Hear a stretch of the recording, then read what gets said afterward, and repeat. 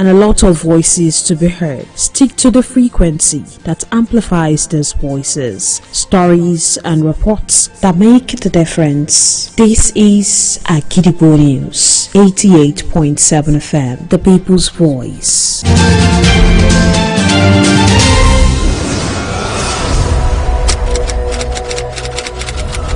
This is Kunle Amzat Studio, Agidigbo 88.7 FM. Welcome to News Around the World.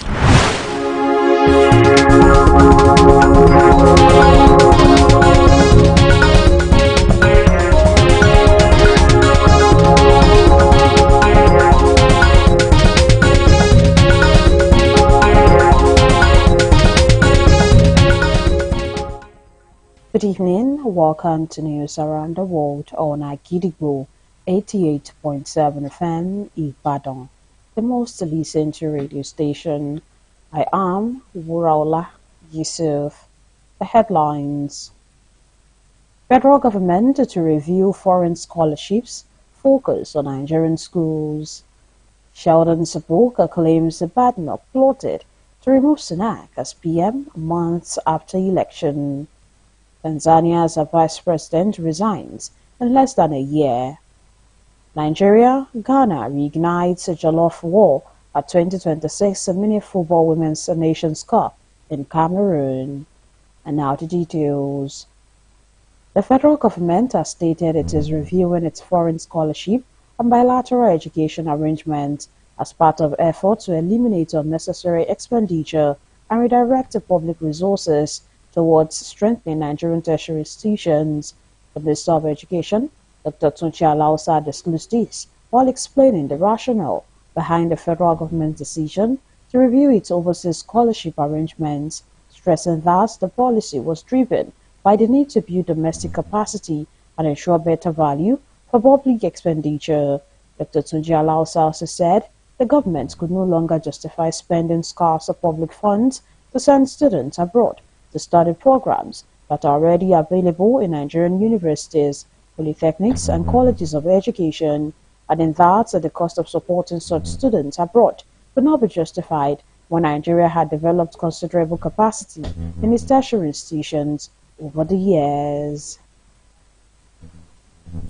The federal government has commissioned 100 electric buses under the Renewed Hope Mass Transit program to ease transportation challenges for federal civil servants and improve workers' welfare. The buses were launched today at Eagle Square, Abuja, with the head of the Civil Service of the Federation, Mrs. Didi Watson-Jack, describing the initiative as a major milestone in effort to improve the welfare of civil servants. The head of the Civil Service of the Federation also described the commissioning as a parting gift to federal civil servants, coming less than 24 hours before the end of our tenure as head of the civil service, emphasizing that transportation has a significant impact on workers' finances, safety, punctuality, and productivity, adding that affordable and reliable transportation would help reduce the burden on civil servants. Breast cancer occurs when abnormal cells in the breast grow uncontrollably and form a tumor. Generally, cancer remains a major health concern, affecting individuals, families, and communities. On today's edition of The Big Story, Agidigbo FM News correspondents examine the history of breast cancer in Nigeria and also how far we have come in the fight against it. Olajumoke Oladonjoye brings the details. Cancer remains one of the major health challenges affecting people around the world, and it occurs when abnormal cells in the body grow uncontrollably, then invade surrounding tissues or spread to other parts of the body. There are many types of cancer, including lung, prostate, cervical, colorectal, skin, blood, breast cancer, among others. Among these, breast cancer deserves particular attention because it is one of the most common and also deadly cancers affecting women worldwide. Breast cancer occurs when abnormal cells in the breast grow uncontrollably and then go on to form a tumor. In the internet, today's students, I should check our breast maybe at least twice in a month in front of a mirror. I should check if there's any lump or we are feeling any kind of pain or if there's anything different with our breast. I can say that all the women and all ladies, we should be checking ourselves. When you notice something that is paining you inside, it's not all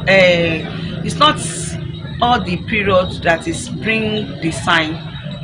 It can be affected, but when you do not check it, or you should go to nearby the hospital or clinic, go and explain yourself what you have noticed about it. I can say they say we should be giving our husband this breast to suck, so that it can prevent the cancer. Or we should be checking it every morning. Raise up your armpits, check it all over, and when you notice something, don't let that thing to be weigh you down to before you go to clinic, before it will be growing. One can avoid breast cancer is taking care of the breast by washing the bra and not wearing it too often. There's some people even wear it to sleep. I don't understand. Some people wear it to sleep, which is not even comfortable in the first place.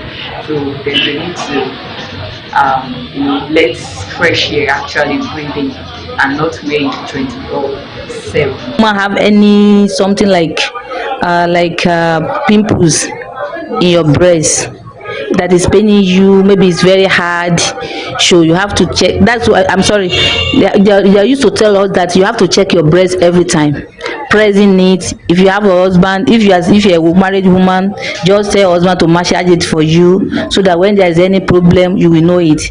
Normally we have something inside our breast, but if it's different for that one, you have to check in it. So you have to go to the hospital so they will check on you, maybe you have any problem on it. So if you are single, you have to massage your breast sometime, at least once in a while, maybe once in a month or once in a week. You have to massage it so that maybe you have any problem, or maybe you have any different thing that is what's supposed to be inside. If you have anything there, so you just go to the hospital, they will check you, so that they will tell you what is going on. It is important to note some of the several factors that could put a person at risk of having breast cancer, including a family history of breast cancer, certain inherited genetic changes, being overweight or obese after menopause, physical inactivity, and alcohol consumption. The history of breast cancer in Nigeria dates back much further than its formal documentation, but systematic recording began around the 1960s, particularly with the establishment of the Ibadan Cancer Registry at University College Hospital, Ibadan. During the 1970s to 1990s, Nigerian medical studies showed that breast cancer often affected relatively young women, and that many patients presented at hospitals with advanced stage disease. Late presentation was linked to limited awareness, fear, misconceptions, financial difficulties, inadequate healthcare access, and reliance on traditional or alternative treatment. By the 2000s, breast cancer awareness campaigns increased through hospitals, NGOs, the media, and community organizations, and at the same time, cancer registries expanded across Nigeria, improving the understanding of the country's cancer burden. A major development was the shift in the pattern of female cancers. Historical data from Ibadan showed that while cervical cancer was more prominent in the 1960s, breast cancer had become the most frequently recorded of the major female cancers examined by 2004-2013. By the 2010, breast cancer had become one of Nigeria's most significant health challenges, with thousands of new cases and deaths recorded annually. As a result, problems such as late diagnosis, high treatment costs, inadequate screening, limited treatment facilities, and unequal access to healthcare continue to affect outcomes. Fast forward to the 2020s, Nigeria has increasingly focused on prevention, early detection, cancer registries, treatment, and survivorship, with the National Cancer Control Plan 2026 to 2030 representing further efforts to strengthen the country's response. In essence, Nigeria's breast cancer history is a journey from limited documentation and awareness to greater public recognition and improved cancer control, but late diagnosis, affordability, and access to quality treatments remain major challenges. Awareness is growing, treatment is evolving, but the message remains simple. Early detection saves lives. That will be all for today. Keep your fingers crossed for the concluding part of the big story, which will focus on the real-life stories of breast cancer survivors and a sit-down with medical professional for an in-depth insight into the conversation. Olajumoke Oladunjoye, Agidigbo FM News. Now it is time to link up with our United Kingdom studio for the foreign news. News from Kulamza Studio at Gidigbo FM, United Kingdom. I am Olushola Damilola. Anthony Seddon, who has written political biographies of every prime minister since John Major, has alleged in a new book that Kemi Badenoch, who was business secretary at that time, phoned several other cabinet ministers to ask if anyone was interested in changing the prime minister. He said Badenoch plotted with fellow conservative cabinet minister to remove Rishi Sunak as prime minister months before the general election. The book titled Sunak at 10, the last conservative prime minister. Badenoch was in the cabinet throughout Sunak's time as PM, first as trade secretary and then as business secretary. The Independent Office for Police Conduct, IOPC, said that the former police officer, Ricky Hall, had been charged with 2 counts of rape and 1 count of non-fatal strangulation. The 33-year-old is accused of attacking the woman while on duty in Swansea City Centre in February 2024, or who resigned from Southway Police during the investigation, has also been charged with possession of a firearm and 2 counts of misconduct in public office, and will appear at Bristol Magistrate Court on Monday. And that ends the news from Kulamza Studio at Gidigbo FM, United Kingdom. I am Olushola Damilola. You're welcome back. Now it is time to link up with our Maryland studio, United States, for the foreign news. News from Kule Amzat Studio, Gidigbo FM, United States. I am Oluwatosin Sonya. President Donald Trump's administration has issued a pause on immigrant visa appointments for applicants around the world during an ongoing immigration crackdown by the U.S. government in the Republican leader's second term in the White House. A U.S. State Department spokesperson said that it had launched a global training initiative at all U.S. embassies and consulates worldwide, and that appointments for visa services will be adjusted to accommodate the training. Trump has pursued an aggressive deportation drive and immigration crackdown that includes revocations of visas and green cards and rejection of applications over a range of reasons like political opinions and pro-Palestinian protests against U.S. ally Israel's assault on Gaza. It says the crackdown aims to improve domestic security. Tanzania's Vice President Emmanuel John Nchimbi has resigned less than a year after taking office. President Samia Suluhu Hassan has accepted his resignation, according to a government spokesperson. No reason was given for his decision to step down. Nchimbi, who has served as vice president since November, will officially leave office on September 4. The government stated that a constitutional process to appoint a new vice president of the United Republic of Tanzania will begin. Before becoming vice president, Nchimbi served as Secretary General of President Hassan's ruling party, Chama cha Mapinduzi (CCM). His resignation comes after he faced criticism from some members of the ruling party over a comment he made last month during an event hosted by a human rights organization in Dar es Salaam. Nchimbi said he would encourage Tanzanians to advocate for a new constitution. He said Tanzania needs a constitution that supports not only economic and material progress, but also protects the dignity, rights, and value of every person in the country. And that is the news from Kule Amsat Studio, Gidigbo FM, United States. I am Oluwatosin Sonya. And now the exciting world of sports. Nigeria will face regional rivals Ghana, Guinea, and Kenya in Group B of the African Mini Football Confederation AMC Women's Nations Cup, to be hosted by Cameroon. The draw conducted in Yaoundé presented another jollof battle as Nigeria will come face to face with their Ghanaian counterparts in the last group game. Both countries have engaged in an endless contest of supremacy across different levels of socio-cultural life. Nigeria will, however, begin its campaign against Guinea before they clash with Kenya. In Group A, Cameroon will meet Democratic Republic of Congo, Sierra Leone, and Benin Republic. The championship is expected to begin on September 30 And then on October 4 this year, the A-Team tournament, which is the first to be organized by the continent's body, will be a pathway to the World Mini Football Federation, WMF World Cup. To wrap up the news this evening, here is a recap of the headlines. Federal government to review foreign scholarships, focus on Nigerian schools. Sheldon Zabuka claims Biden plotted to remove Sunak as PM months before election. Tanzania's vice president resigns in less than a year. Nigeria, Ghana reignites Jollof War at 2026 Mini Football Women's Nations Cup in Cameroon.